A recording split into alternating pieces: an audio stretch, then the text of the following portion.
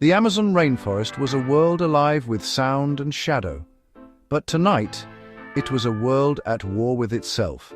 A colossal storm had descended, turning the jungle into a chaotic theater of nature's power.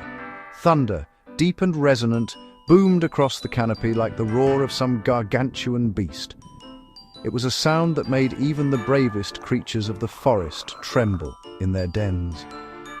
Sheets of rain, thick as waterfalls, cascaded from the heavens, transforming gentle streams into raging, muddy torrents that swallowed the forest floor whole.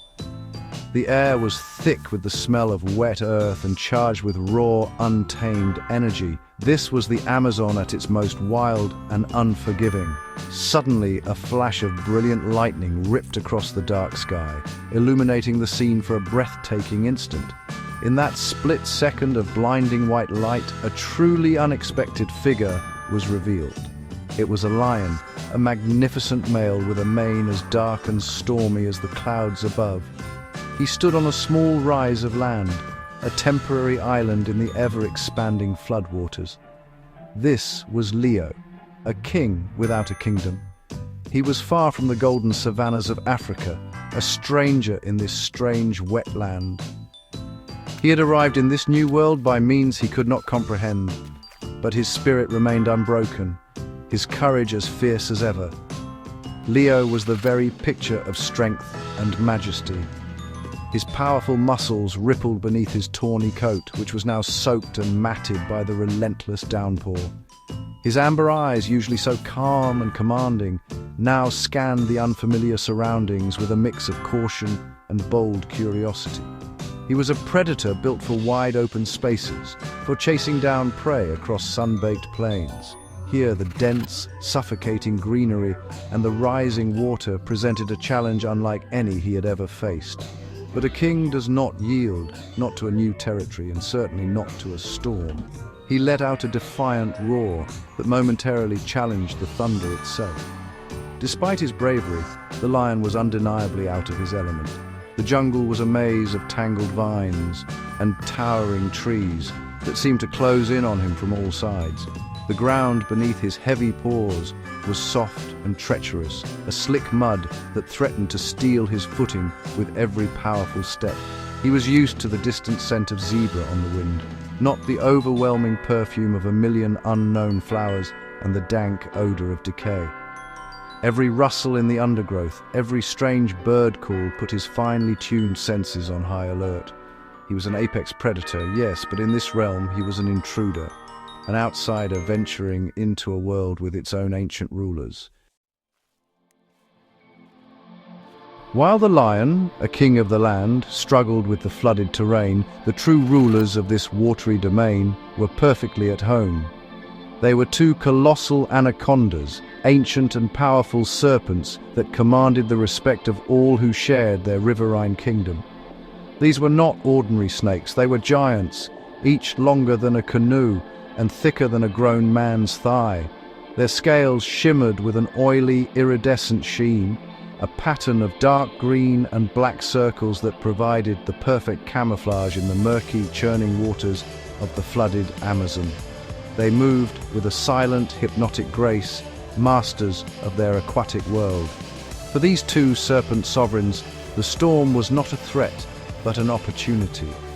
The rising waters expanded their territory, allowing them to glide effortlessly through parts of the forest that were usually dry land. They could hunt with greater ease, their massive bodies hidden by the muddy currents. The thunder was merely a familiar drumbeat, a rhythm to which they had swum for countless seasons. They were ambush predators of the highest order, relying on stealth, patience, and overwhelming power. In this chaotic rain-lashed jungle, their senses were sharper than ever, tasting the air and water with flicking, forked tongues for any sign of potential prey. The two anacondas were a bonded pair, a terrifyingly effective hunting team. One was slightly larger, the matriarch, her movements slow, deliberate, and radiating an aura of immense power. The other, a male, was leaner and faster, often scouting the edges of their territory. Together, they were an unstoppable force. Their method was simple and brutally effective. They would lie in wait, almost completely submerged, with only their eyes and nostrils breaking the surface of the water. When an unsuspecting animal, perhaps a capybara or a deer, came to the water's edge to drink or cross, the attack would be sudden, silent, and final. Tonight, coiled in the murky depths near a small island of high ground, they sensed something new. Their tongues tasted a strange, unfamiliar scent in the water, a scent that was powerful, mammalian, and decidedly not from the Amazon. It was the scent of the lion, carried to them on the currents of the flood. This new presence intrigued them. It was large, and it was trespassing in the heart of their domain. With a silent understanding that passed between them, the two great serpents began to move, their immense bodies gliding like shadows through the dark water, converging on the source of this new and interesting disturbance in their kingdom. Leo, the lion, stood his ground, his powerful body tensed against the relentless assault of the storm. The water continued to rise, lapping now at the edges of his small sanctuary. He could feel the vibrations in the ground, a subtle, deep tremor that was different from the rumbling thunder. His sharp ears, twitching constantly, picked up a faint, slithering sound masked by the drumming of the rain, the sound of something immense moving through the water nearby. His instincts, honed over a lifetime of survival on the savannah, screamed that danger was approaching. He lowered his head, his golden eyes piercing the gloom, trying to see past the curtain of falling water. The air grew heavy with a palpable tension. It was a feeling that went beyond the storm's fury, an ancient and primal sense of a predator about to meet a predator. The jungle seemed to hold its breath. The croaking of frogs ceased, and the chirping of insects fell silent. All that remained was the roar of the thunder and the hiss of the rain. Leo let out a low, guttural growl, a warning that echoed into the drenched darkness. It was a challenge to whatever was out there, a declaration that this king would not be taken by surprise. He was ready for a fight, even if he did not yet know the nature of his foe. From the dark, swirling water, the first anaconda emerged. It rose slowly, silently, its massive head breaking the surface like a periscope from some monstrous submarine. Its eyes, cold and black, fixed on the lion with an unblinking, predatory stare. Water streamed from its dark green scales as more and more of its colossal body became visible. It was a creature born of nightmares, a living embodiment of the river's immense power. Leo had faced hyenas, crocodiles, and Cape buffalo, but he had never seen anything like this. The sheer size of the serpent was awe-inspiring and terrifying in equal measure. Before the lion could fully process the first threat, the second anaconda surfaced on his other side. This one was faster, its head darting forward slightly as it tasted the air, its forked tongue flicking in and out. Leo was now trapped. He was on a shrinking island of mud, flanked by two of the rainforest's most formidable aquatic hunters. The storm raged around them, lightning flashing intermittently, illuminating the terrifying tableau.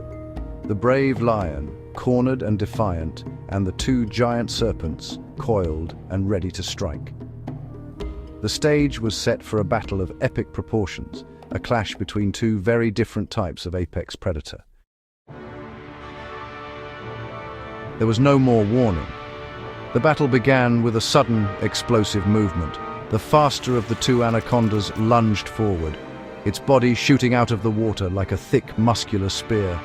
Its jaws opened incredibly wide, revealing rows of sharp, backward-curving teeth designed for one purpose: to grip and not let go.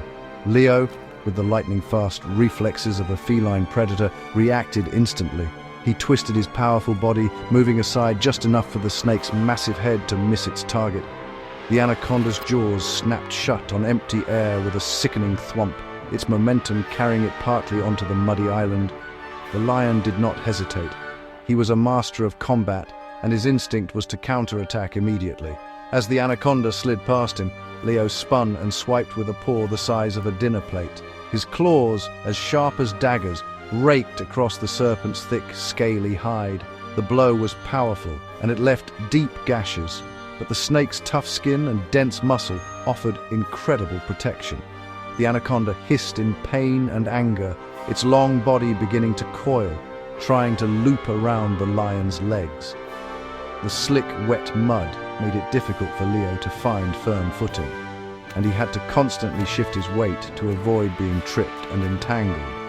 While Leo was occupied with the first attacker, the larger matriarch anaconda began her advance. She moved more slowly, more deliberately, using her immense weight and power to her advantage. She slid onto the muddy bank, her goal not a quick strike but envelopment. She aimed to trap the lion in her crushing coils, to squeeze the life from him with her incredible constricting strength. A flash of lightning lit up her cold, calculating eyes as she moved, her massive form a dark, terrifying wave of muscle and scale. The rain and thunder seemed to intensify, providing a dramatic soundtrack to the unfolding struggle for survival. The lion was now fighting a battle on two fronts, a situation that would test the very limits of his strength and courage. He roared in fury and defiance, the sound a primal scream against the storm. He had to keep moving, to stay out of the deadly embrace of the larger snake while fending off the snapping jaws of the other. The rain-soaked ground was a treacherous arena. It favored the serpents, who could slide and maneuver with ease, while the lions struggled for traction. He was a king in a hostile land, fighting not just for dominance, but for his very life against the coiled sovereigns of the flooded jungle. The fight became a whirlwind of raw power and desperate strategy. The lion was a force of explosive energy, a blur of claws and teeth. He used his agility to dodge and weave between the two serpents, trying to inflict damage wherever he could. He bit down hard on the tail of the faster anaconda, his powerful jaws designed to crush bone. The snake thrashed wildly, its immense body slamming against the ground and sending sprays of mud and water high into the air. But for every blow Leo landed, he risked being ensnared. The larger anaconda was always moving, always trying to cut off his escape, her massive body a living, moving wall. The anacondas fought with the patient, relentless power of nature itself. They were not trying to outfight the lion with speed. They were trying to outlast him, to wear him down. The matriarch finally saw her chance. As Leo was distracted by the other serpent, she surged forward and managed to loop a thick coil around one of the lion's powerful hind legs. Instantly, she began to constrict. Leo roared in pain and surprise as immense pressure began to build. He could feel the incredible strength of the serpent, a squeezing force that threatened to snap his bones. He was now anchored, his movement severely restricted. This was the moment of truth. The lion's primary weapon, his mobility, was compromised. He thrashed his head back, his teeth snapping at the thick coil around his leg. But the snake's hide was tough, and the angle was awkward. The second anaconda, seeing its partner gain an advantage, renewed its attack, striking at the lion's head and neck. Leo had to duck and twist, all while trying to free his trapped leg from the crushing grip. The thunder boomed directly overhead, and a brilliant fork of lightning illuminated the desperate struggle, freezing the image of the tangled combatants in a flash of stark white light. The battle raged on, a stalemate of epic proportions. The lion's raw strength and ferocious courage were pitted against the cold, constricting power and teamwork of the giant serpents. The storm, the mud, and the rising water all played their part, making every move a struggle. Who would win this impossible fight? Could the lion's fierce heart and powerful claws overcome the suffocating embrace of the anacondas? Or would the serpent kings of the river overwhelm the displaced king of the savannah? The battle hangs in the balance, and as the rain continues to fall, we are left to wonder, who would be the ultimate victor in this clash of titans? This, of course, is a story of pure imagination. In the real world, lions and anacondas live on different continents and would never meet. But in the wild world of our imagination, anything is possible.